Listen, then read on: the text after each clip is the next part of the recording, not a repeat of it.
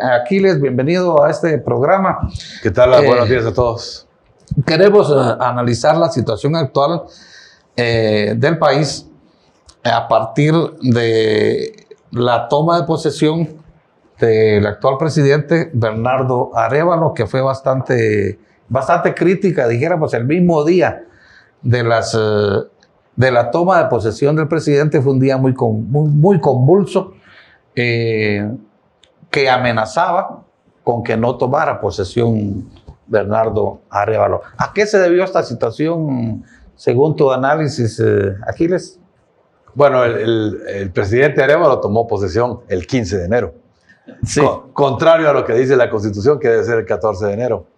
Eran los estertores últimos, ¿verdad?, de la mazacuata golpista que quería a toda costa evitar que esto llegara. Se atrasaron tanto. Esto ya va a parecerle a la audiencia como historia un poquito antigua. El tema es que eran los últimos estertores de lo que se tenía que haber abortado desde bastante antes. Lo que pasa es que el equipo gobernante de hoy, muy falto de experiencia, no supo manejar la situación. ¿Qué faltó o qué se dio para que no ocurriera ese golpe de Estado ese día? ¿Cuál fue el factor determinante? ¿Estados Unidos, la Unión Europea, la comunidad internacional, o hubo algún otro factor? La tutela extranjera en general, combinada con que esa tutela se convirtió en presión a los grupos de presión. Nuestro país opera como una serie de satélites de grupos de presión. La mayoría de esos grupos de presión son los que conforman los gabinetes y los gobiernos. Pues esta tutela extranjera vino a presionar a los que presionan. Y así fue como básicamente llevamos en andas al presidente a la presidencia. Sí, esa presión externa. Yo recuerdo haber leído que cuando ganó las elecciones la presidenta de Honduras, Xiomara Castro, no le querían entregar el poder.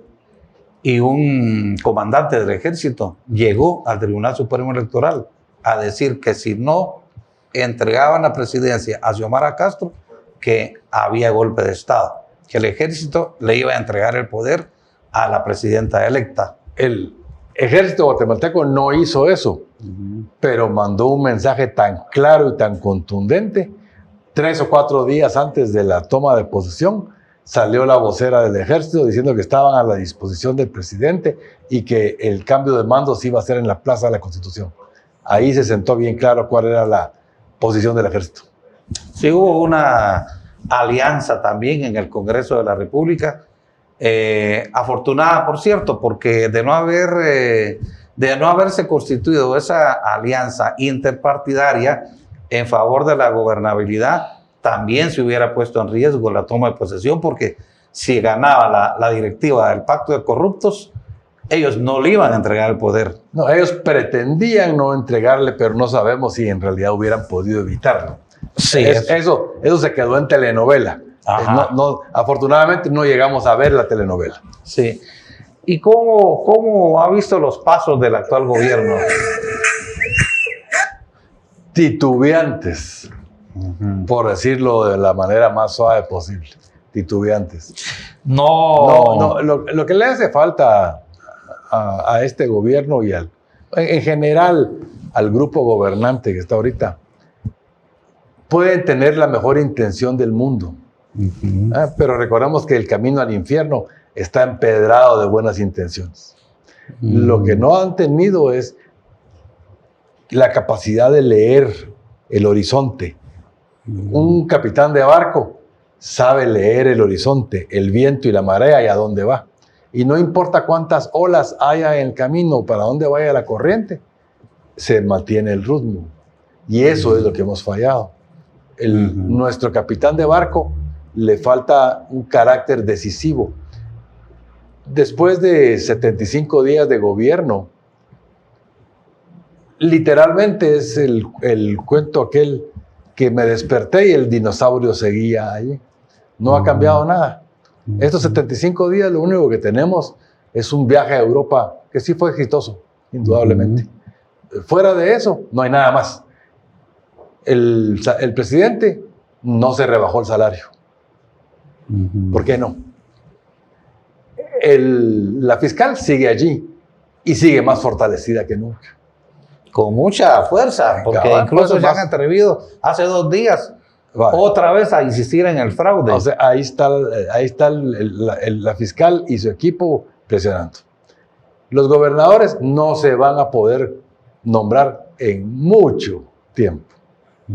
¿Por qué? Porque abrieron la puerta para las impugnaciones. Y las impugnaciones son eternas, eternas, eternas, eternas. Entonces, lo que está pasando es que se va a gobernar con los gobernadores de Yamatei. La ejecución presupuestaria. El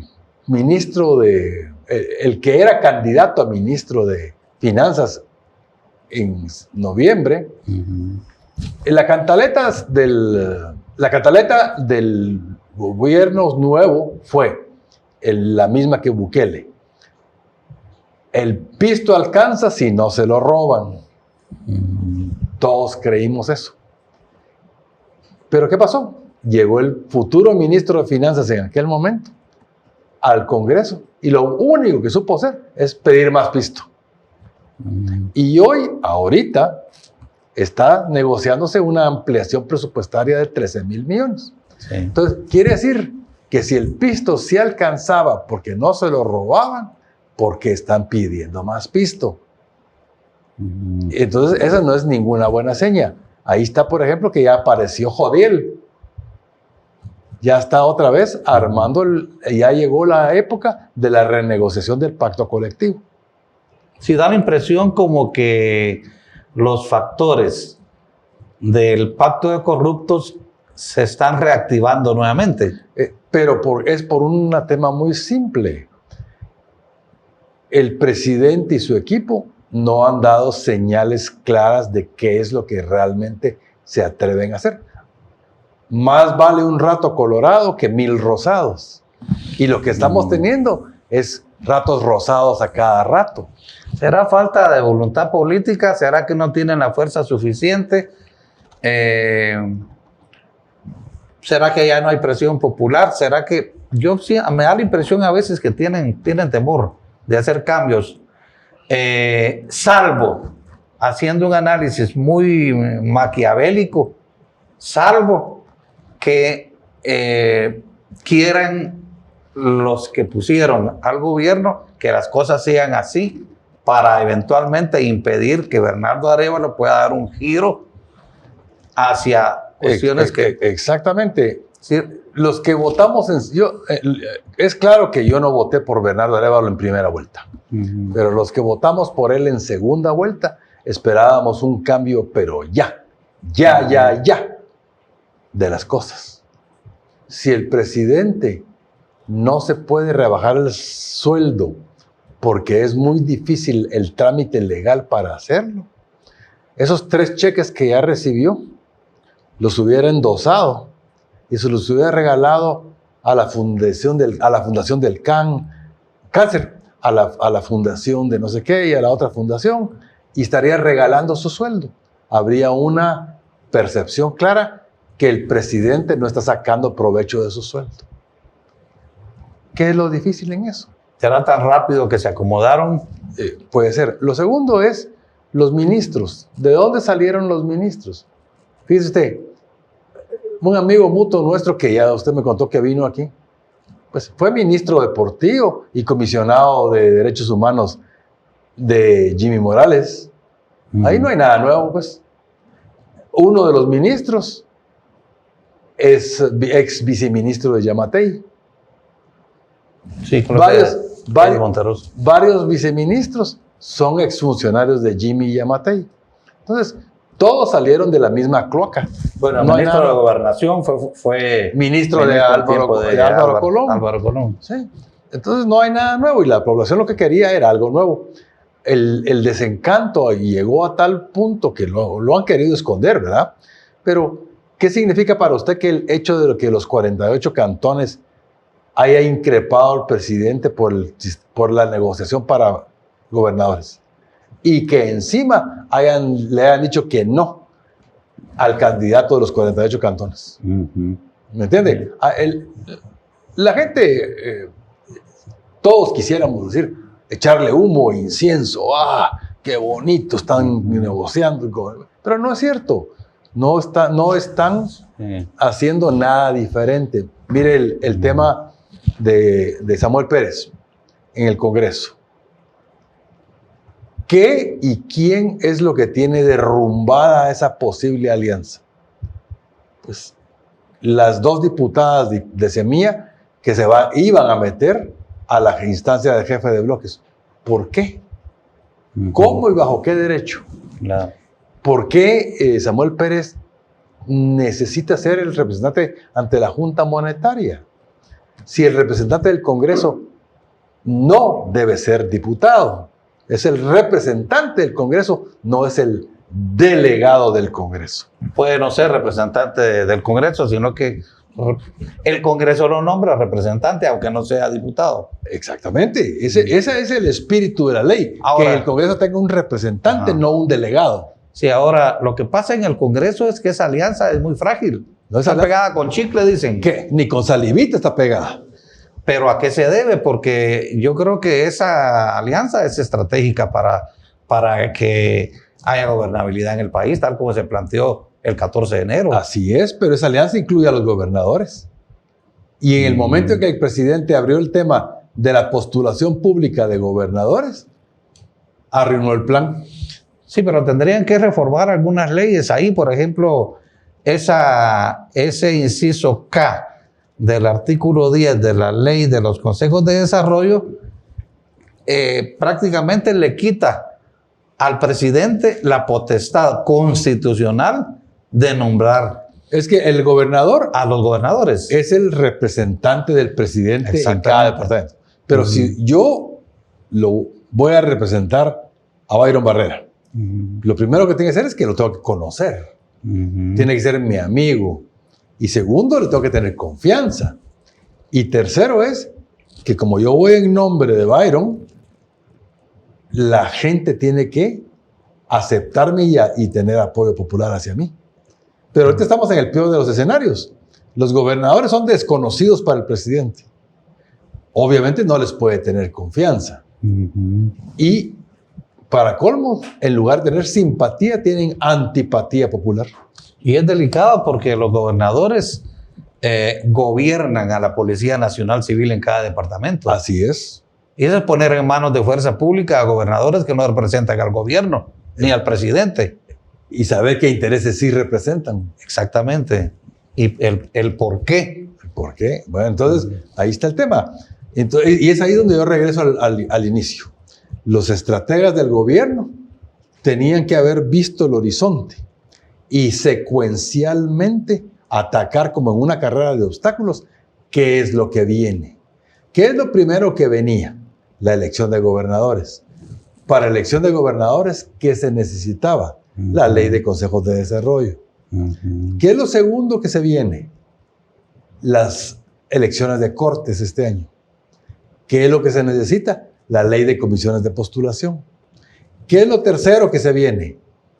Las reformas a la ley electoral. ¿Qué es lo cuarto que se viene? Que no pueden ejecutar. Y no pueden ejecutar porque no se pusieron en el horizonte la ley de compras y contrataciones. Esas 4 leyes tendrían que haberlas atacado desde el 15 de enero. Y habiendo reformado el inciso K de ese artículo de la ley de comisiones de Consejo de Desarrollo para permitirle al nuevo presidente nombrar libremente a su verdadero representante. Pero no lo vieron venir. Y entonces los agarraron con los calzones abajo. Lo que pasa es que yo creo que ellos tienen muy malos operadores en el Congreso, porque esa alianza debieron haberla aprovechado para reformar esas leyes. El problema es que no vieron qué es lo que venía. Pero como ellos aparentemente no cumplen con los compromisos que se hicieron, entonces los otros ya están molestos y dicen, están gastando energías en tonteras. Ese homenaje póstumo que se le hizo a la doctora Hernández Mac de haberle aprobado su ley del cáncer. Qué bonito, qué alegre y que de todo. Pero ¿para qué nos sirve? No nos sirve de nada. esa guerra por presidir la comisión de la ley de competencia. Sí. Se da cuenta que es otro fracaso de Samuel Pérez, porque la Corte de Constitucionalidad les tuvo que poner la plana en su lugar, que es lo que platicábamos antes del programa. La Corte de Constitucionalidad se convirtió en ya no es una dictadura de jueces, ahora yo ya le llamo la monarquía de jueces, porque todo lo que ellos dicen y hacen es por derecho divino, lo saben todo y hay que hacerles y echarles humo. No se puede. Entonces, el tema aquí, conclusión, los estrategas, no necesariamente los operadores, los estrategas del gobierno no han visto el camino. Están atacando por aquí, por aquí, por aquí, por allá. No tienen una ruta central. El presidente no tiene una decisión de romper lo que tenga que romper. El presidente tiene que tomar una decisión temeraria. Audaz. Temeraria y audaz. Que si pone en peligro su gobierno, que lo ponga. Pero es lo que la población esperaba. Un cambio radical, ya. Pronto, pronto, pronto.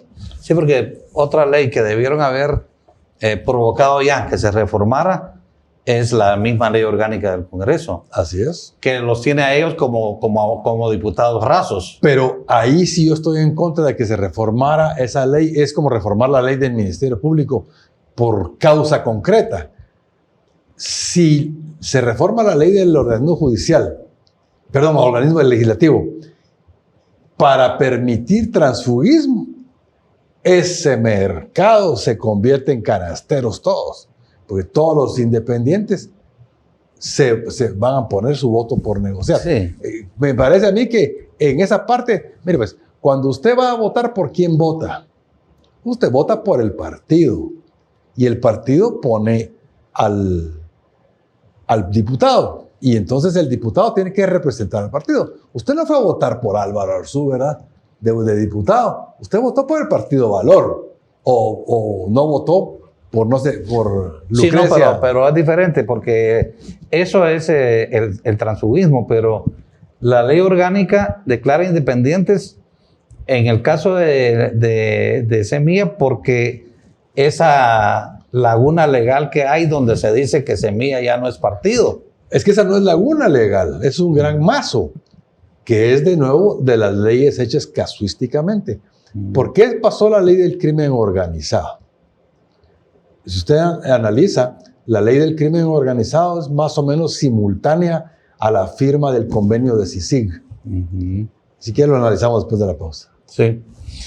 Bueno, estamos conversando con Aquiles Fayase, es constituyente, es un abogado que ha estado haciendo análisis de la problemática nacional, está con nosotros y estamos conversando sobre diversos temas políticos, jurídicos, que nos tienen un poco atrapados en estos momentos como país. Vemos mucha parálisis en el Congreso, parálisis en el gobierno, a 75 días de que el gobierno tomó posesión y hay cierto desencanto por la falta de acción, por la ausencia de cambios que se esperaban del gobierno actual. Así que vamos a una pausa y regresamos en un momento.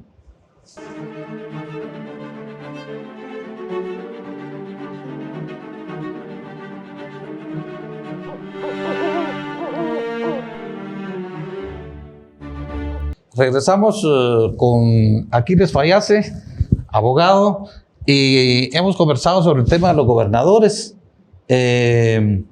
Dijo el presidente que esta semana iba a nombrar a los gobernadores y que donde había habido impugnaciones, que se iba a repetir el proceso.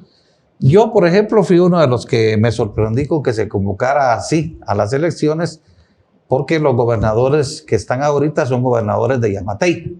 Representan a Yamatei, representan al pacto de corruptos. Y los gobernadores son los que presiden, los que coordinan los consejos de desarrollo. Por lo tanto, el tráfico de influencias que puedan ellos están nombrando manejar, sus propios herederos. Exactamente.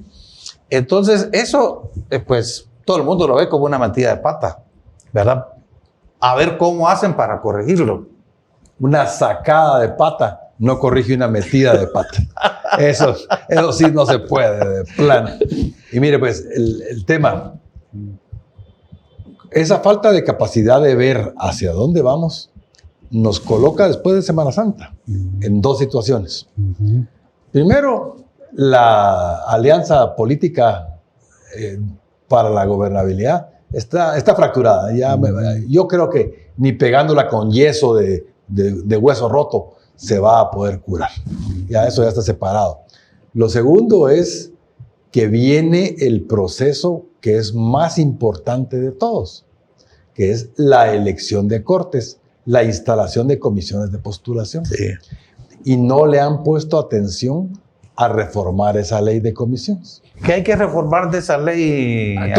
Todo el concepto general de la ley está equivocado. Necesitamos una ley nueva. No se corrige con poner un parche en un artículo. Aquí el tema de la ley de comisiones de postulación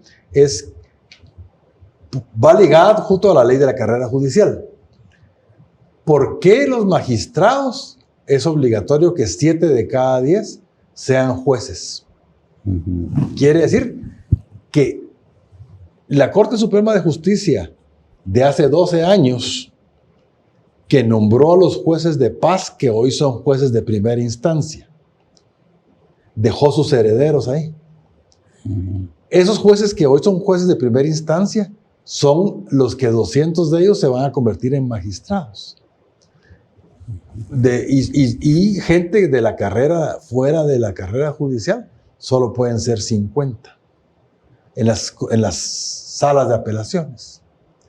¿Eso qué le garantiza a usted? Continuidad del sistema.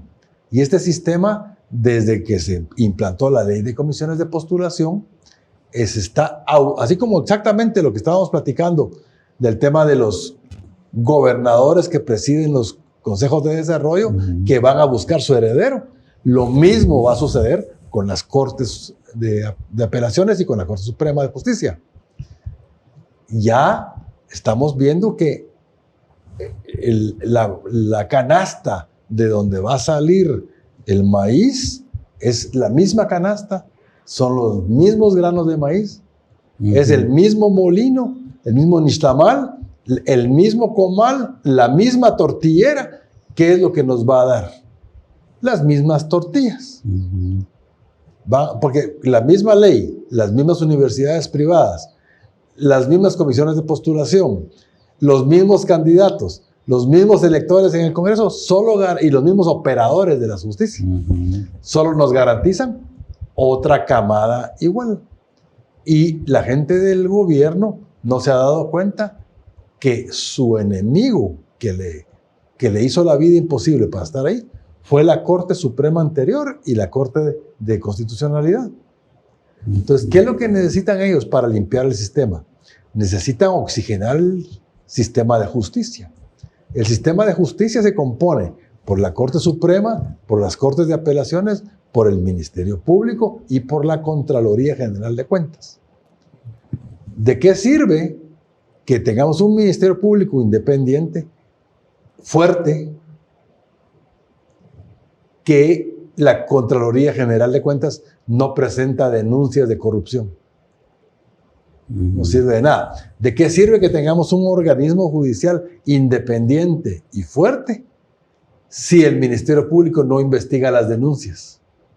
¿Y de qué nos sirve que tengamos Ministerio Público, Contraloría fuertes e independientes si el organismo judicial, esos jueces están podridos? Que es el caso que estábamos hablando de la suspensión del partido Semilla. Una ley, como le indicaba, la ley del crimen organizado y la ley y el convenio para traer a la CICIG más o menos nacen al mismo tiempo. ¿De qué nacen? De que el GAFI, el Grupo Internacional de Lavado del Dinero, nos pide a Guatemala que nuestra economía bancaria está muy etérea. Cualquier cosa se puede hacer en nuestro sistema bancario. Entonces vienen y provocan la ley de la delincuencia organizada con el énfasis especial en el lavado del dinero. Y dentro de esos artículos de la ley del crimen organizado está el artículo 82, que puede suspender la personalidad jurídica. El espíritu de eso es suspender a una empresa como un banco. Eso es lo que pasó en Honduras, con el Banco Continental de los Rosenthal. Le suspendieron la personalidad jurídica y desarmaron el banco porque era un banco lavador. Ese es el espíritu del artículo 82. Pero no, nunca fue concebido para una asociación política.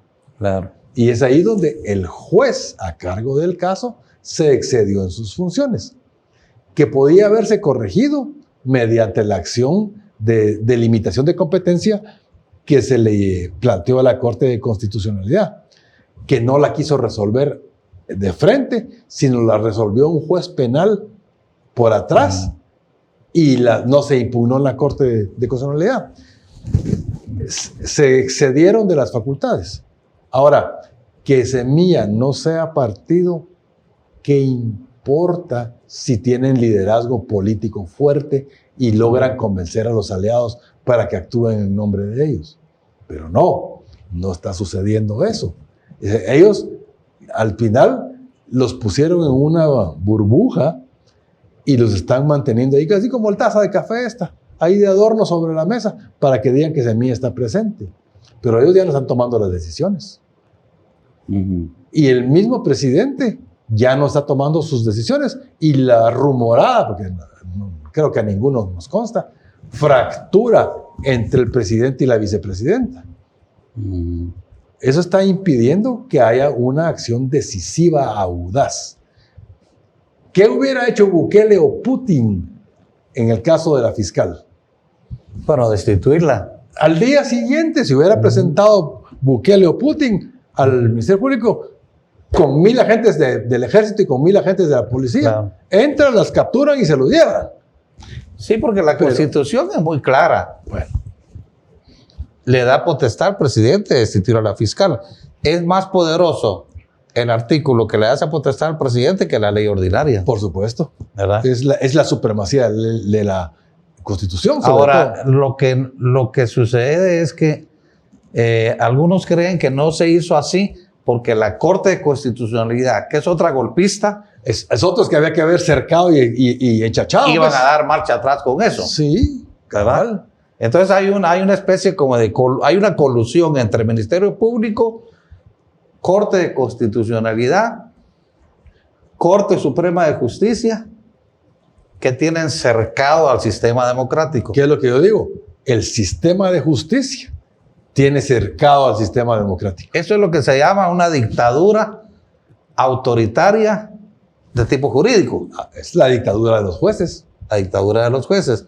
Ahora, hay salida para eso porque de paso que hasta la Universidad de San Carlos ahora está en manos cooptada, del pacto de corruptos, ¿verdad? Y el Consejo Superior Universitario también. Los consejos de desarrollo están en manos de ellos, todo.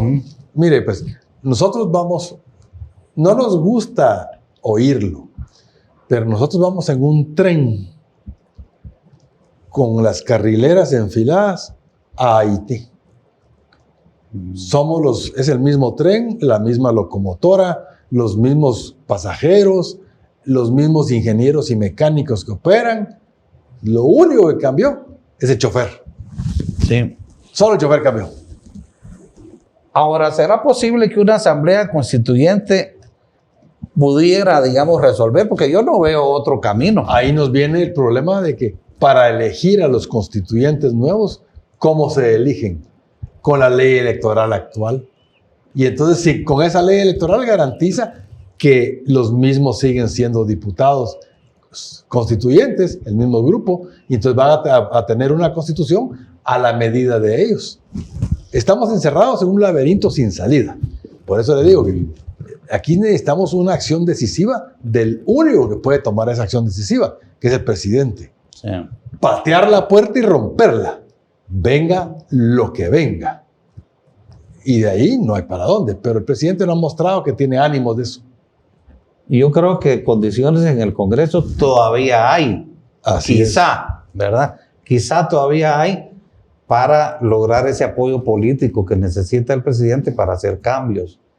Pero también se requiere que en el Congreso haya lucidez por parte de los diputados y que hayan liderazgos que sean capaces de analizar correctamente esta coyuntura para salir de esta crisis, porque yo lo que veo es que es una crisis muy compleja, porque yo creo que estas comisiones de postulación que se van a encargar ahora del proceso de elección de los magistrados van a reciclar a gente de la misma... Mire, pues, de la Corte Suprema de Justicia, que yo peleé 4 años y medio para que se cambiara la Corte Suprema de Justicia. De todas maneras quedó uno reelecto de los viejos. Pero lo que no están viendo la gente es que de los 225 magistrados de las salas de apelaciones, 52 se quedaron. Sí. ¿Por qué habiendo tanto abogado, más de 25,000 creo 44,000. Sí. ¿Por qué habiendo tanto abogado, el Colegio de Abogados de Guatemala es un ente inútil cuando se requiere una defensa del sistema jurídico democrático? Porque ahí entramos a analizar la materia prima, el canasto de maíz de donde salen los abogados. Resulta que ese maíz ya está muy variado, pero el molino de Nixtamal ya está pasando todo de largo. Y la tortillera hace cualquier tortilla.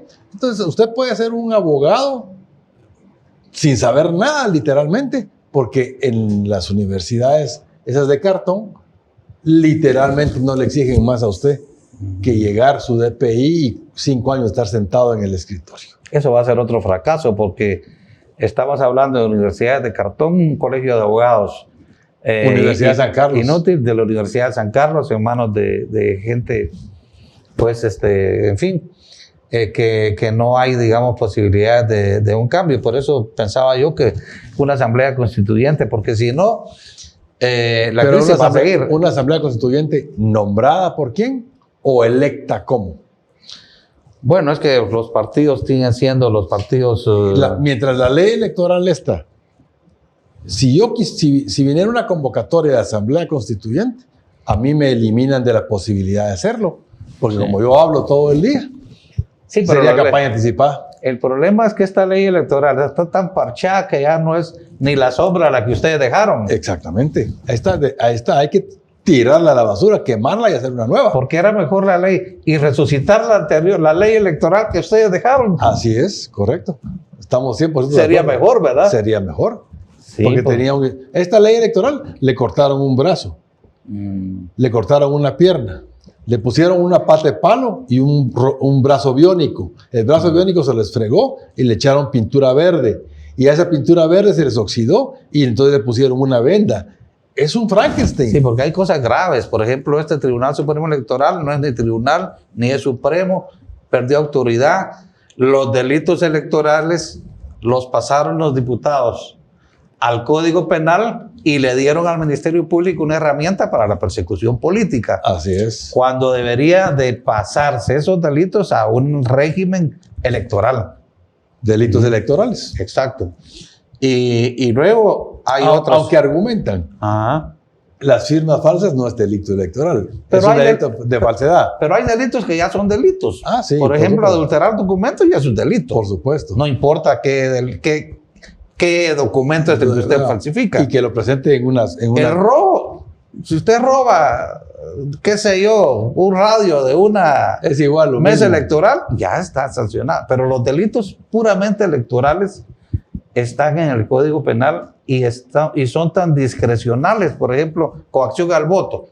Si el Ministerio Público quiere llevarlo preso a usted porque usted coaccionó a un fulano para que vote por usted, así es. Se lo llevan. Así es. Así es. O por ejemplo el tema de la campaña anticipada, que por eso han quitado candidaturas. O el financiamiento electoral ilícito. Entonces es una ley electoral que no sirve. Es decir, que sirve a los intereses de los que controlan el sistema. De los que controlan el sistema. Entonces, ahora hay una llamada Comisión de Actualización y Modernización Electoral. El nombre es muy bonito. CAME. Pero hay como 1,000 y pico de propuestas de cambios. 1,574. Sí. Y yo no he visto una sola propuesta de cambio que sea realmente sustantiva. Solo la que presenta a un tal Valdizón que quiere que los curas y los pastores sean presidentes en Guatemala. Así es. Volver al siglo XVIII, cuando mandaba la iglesia en Guatemala y no había Estado. Así es, pero lo prohíbe la Constitución. Sin embargo, el que fue candidato a vicepresidente de Sandra tenía esa prohibición constitucional y no se la quisieron aplicar. Es muy fácil eludir eso. Bueno, estamos ante una situación en la que el derecho se aplica con mucha discrecionalidad.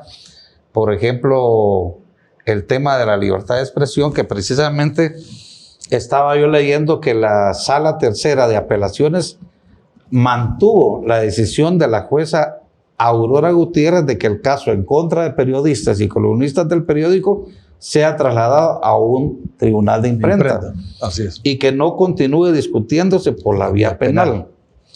Pero la FESI, el Ministerio Público, insiste en aplicarles la ley contra el crimen organizado a los periodistas. Así es. Y no solo a los periodistas, sino que a cualquier persona que el Ministerio Público quiera perseguir. Entonces, ha habido mucha resistencia en la CC y en la Corte Suprema de Justicia a admitir ese amparo, porque lo que persigue el amparo es que se aplique la ley de emisión del pensamiento. Si no les gusta, que la deroguen, pero mientras esté vigente, así debe ser. Deben aplicar la ley de emisión del pensamiento y no otra ley secundaria. Así ¿verdad? Es, correcto. Entonces, bueno, pues la propuesta suya frente a ese tren, ¿cuál es entonces? Hay que descarrilar el tren. No hay para dónde. Y el presidente es el que juega ahí. El presidente es el que tiene que tomar la decisión. Tomar la decisión. Bueno, pues es un mensaje muy claro. Muchos ya le han dirigido ese mensaje al presidente. Pero la situación está en que creo que todo está muy confuso alrededor del presidente. El Congreso, que no tiene, digamos, una coherencia, ni en el partido Semilla tampoco. Así es. Que es un partido pues, donde pues, hay buenas intenciones, ¿verdad? Pero como que no saben mover todavía la política dentro del Congreso de la República. ¿Algo más que nos quiera decir, Aquiles? Ya estamos al final de la entrevista. Bueno, simplemente que agradable platicar con alguien más del tema y poder transmitir el mensaje de que las cosas deberían de haber cambiado ya. Sí. Ojalá que pues realmente el gobierno asuma otra posición. Hay rumores de rumores, ¿verdad? De que se van a hacer cambios, pero a mediados de año. Si es que a mediados de año no hay un cambio en contra del gobierno. Así es. No hay segunda oportunidad para la primera impresión. Sí. ¿Ok? Entonces, usted entró aguado, no va a salir con síntomas de fortaleza. Sí, lo que pasa es que recordemos que el presidente Arévalo viene de un área académica, política. El carácter de Bernardo tampoco es un carácter del que uno pudiera esperarse audacia. Él no ha sido un político, digamos. Estar en política en Guatemala es como estar en una guerra. Desde el momento que decidió ser candidato y desde el momento que supo que pasaba a segunda vuelta, esos argumentos ya no valen. Él iba a ser presidente y necesitaba mostrarse fuerte. Sí, así es. Bueno, pues muchas gracias a Aquiles Fayase por acompañarnos en el programa. Lo esperamos en una próxima ocasión. Estaré atento a la invitación. La política de Guatemala es muy cambiante y esperemos que todo cambie en favor de la democracia y no al revés. Y no que todo cambie para que nada cambie. Exactamente, sí. Muchas gracias y nos vemos en una próxima oportunidad.